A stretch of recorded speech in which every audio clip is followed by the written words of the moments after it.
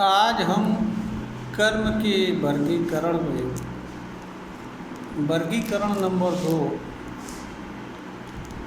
प्रभाव के आधार पर कर्म के विभिन्न रूपों पर बात करेंगे। प्रभाव के आधार पर कर्म को 4 वर्गों में विभक्त किया जा सकता है।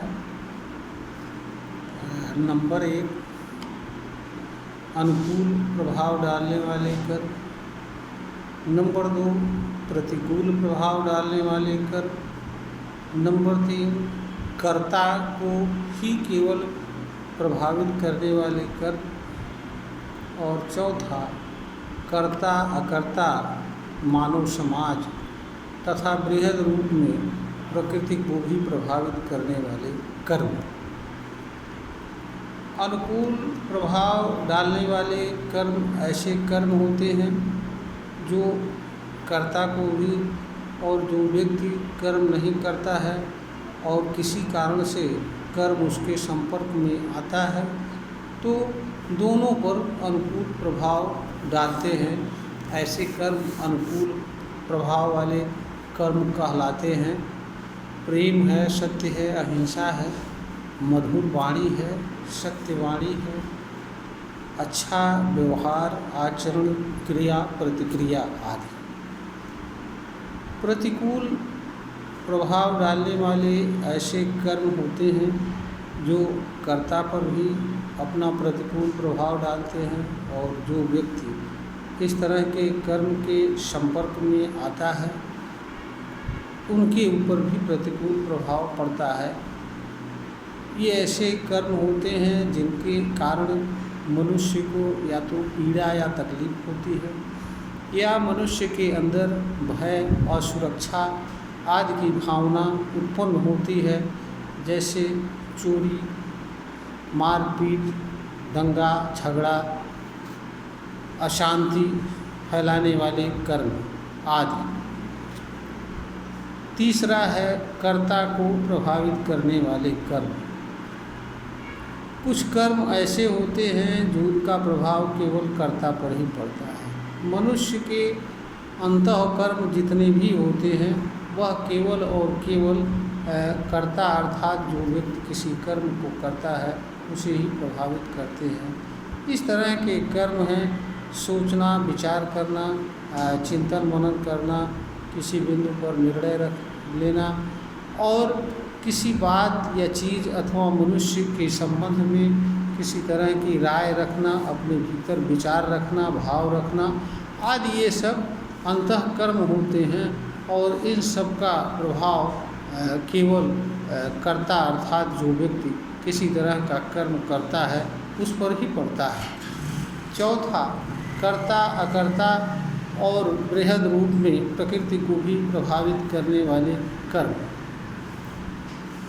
कुछ कर्म मनुष्य के जो बाहरी कर्म होते हैं, चाहे वो अच्छा कर्म हो या बुरा कर्म हो या जिस तरह का भी कर्म हो, वह अपना प्रभाव कर्ता पर भी छोड़ता है, अपना प्रभाव अकर्ता पर भी छोड़ता है।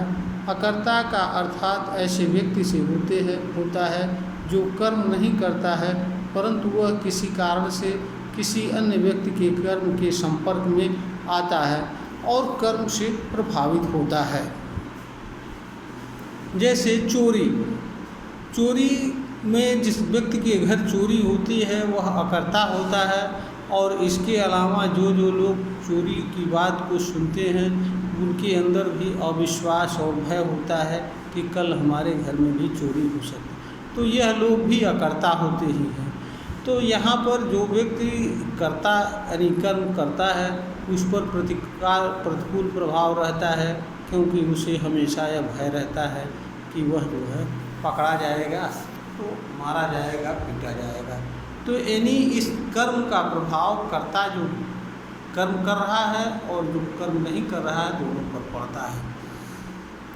अनेक और इसके अतिरिक्त इसका उदाहरण एक दूसरा है कि अगर कोई व्यक्ति मधुर वाणी बोलता है तो उसका प्रभाव जो व्यक्ति वाणी बोलता है उस पर भी अच्छा पड़ता है और वाणी को जो जो लोग सुनते हैं उनके ऊपर भी अच्छा प्रभाव पड़ता है।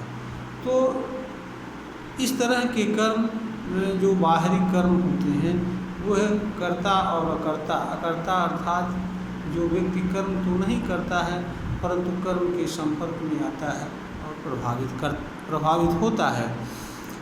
कर्म बृहद रूप से प्रकृति पर भी अपना प्रभाव छोड़ते हैं। आज प्रकृति में अनेक प्रकार के प्रदूषण दिखाई पड़ते हैं और वह प्रदूषण मनुष्य के ही कर्मों का परिणाम है। तो मनुष्य का जो कर्म होता है वह जो व्यक्ति करता है और जो व्यक्ति अकर्ता होता है और बृहद रूप में प्रकृति एवं उनमें विद्यमान चीज़ों पर भी कर्म का प्रभाव पड़ता है।